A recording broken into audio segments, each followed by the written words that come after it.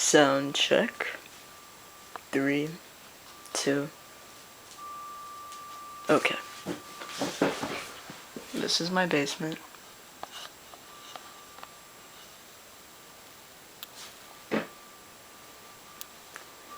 This is my hand.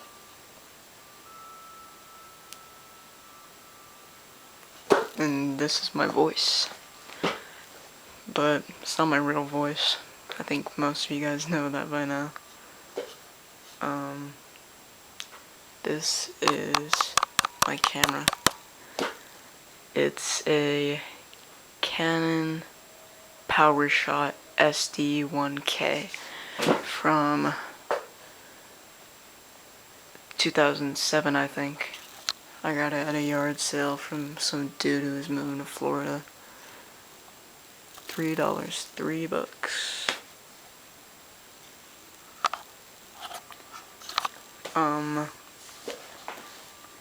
I'm 15 years old.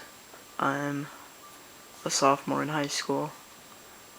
My name is Marco Aries, but actually it used to be the other way around. It used to be Aries Marco, but then when I was Aries, everybody thought I was a girl, so I feel like that's kind of redundant, but people think I'm a girl anyway, so why do I care? I'm not actually an Aries, believe it or not. I'm actually a Sagittarius.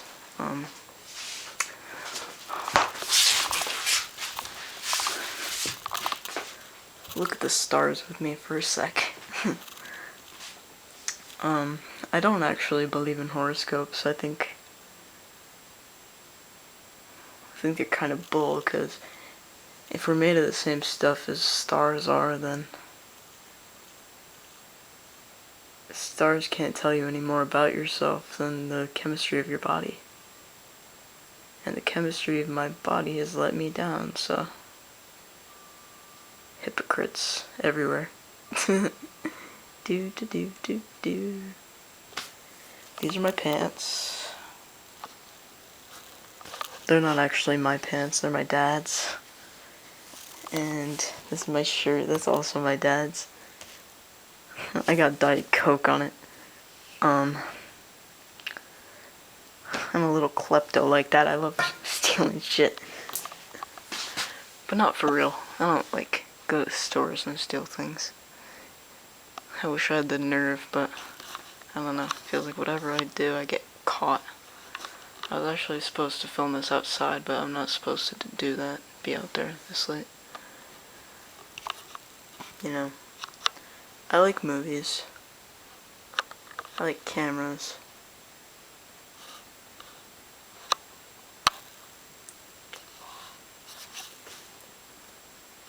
I've noticed that, all these people in movies, all these teenagers, they go out a lot. They go to parties and stuff. They're crazy. You've seen it. But I don't know if that's a real thing, or if that's just as real as all of them looking 28 years old. I look like I'm 12, honestly. That's why I don't want to show my face on here, goddamn. Because if I lift the little voice filter, baby face. Teeny tiny little hands. But I don't know, because there's a lot of kids in my school who are like buff as hell. They got beards already. I don't know. Lately I've been thinking, because yesterday in my algebra class, my teacher, he was talking about the universe and the Big Bang, and when the bell rang, he made all of us promise that we were gonna read up on the Big Bang, but I already know about it. I had to write about it in 5th grade. But he was telling us in 10 billion years or something, the sun is gonna explode. And it's gonna, the blast is gonna go all the way to Jupiter, right? And he said, it's not the first time the sun's blown up, So there's been other worlds and other other universes that blew up with it the last couple times, you know? So it's not new, it's not like anything crazy, it's just how things are. And I asked him, how come if the sun's gonna blow up in 10 billion years and it's gonna go all the way to Jupiter, why are we trying to colonize Mars, right? Because it's like, we've blown up our Earth, right? We've ruined our Earth. Let's go colonize Mars and go live on Mars and fuck up Mars. But then Mars is gonna blow up too, so what's the difference? What's the point?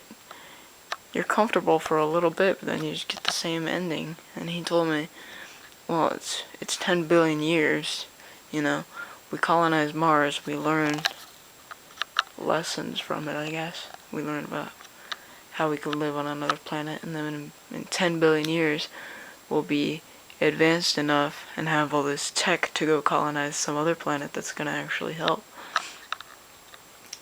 But you can't be sure of that. You can't be sure of anything. It's taken us 4.5 billion years or whatever it's been already to get rid of war, get rid of death. We're still not immortal. We still can't get rid of death in 4.5 billion years. Can't get rid of war, can't get rid of murder, can't get rid of rape, you know?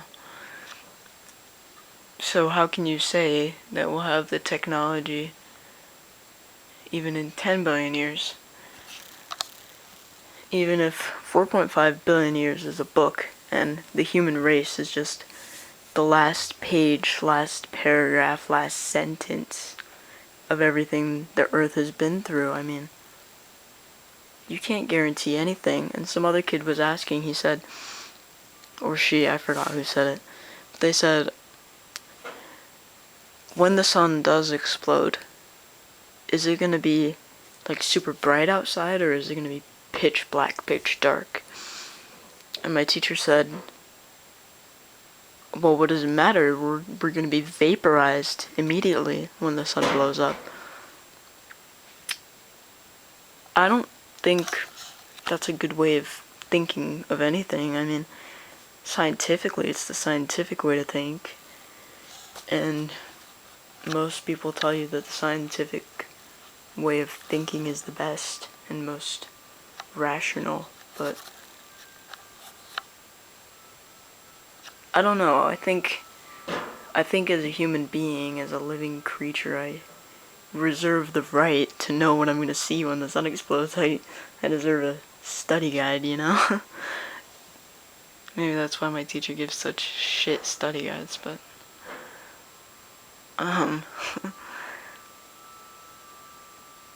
I think living fully scientifically with graphs and tables and percentages, it makes you more likely to fail than someone who focuses on spiritual, the philosophical, because if you have the room in your heart to say that nothing is certain, nothing is planned, and all these people think different ways, and all of those things can be truth, then you have a greater insight than someone who just says we're all gonna get vaporized. I mean, how boring is it to live in a head where you know you're being vaporized when everything is going to just go, right? And you just refuse to think about it. And you find it futile. I mean, if I were getting my head chopped off, I'd want to know, you know, what I'd see in the few seconds that my head were still alive. I mean, I want to know what's still meaningful before anything is futile. You know? But then maybe that makes me a hypocrite, because then I'm knocking on those people trying to colonize Mars. Because they know what'll happen and they know it'll be futile, but they do it anyways.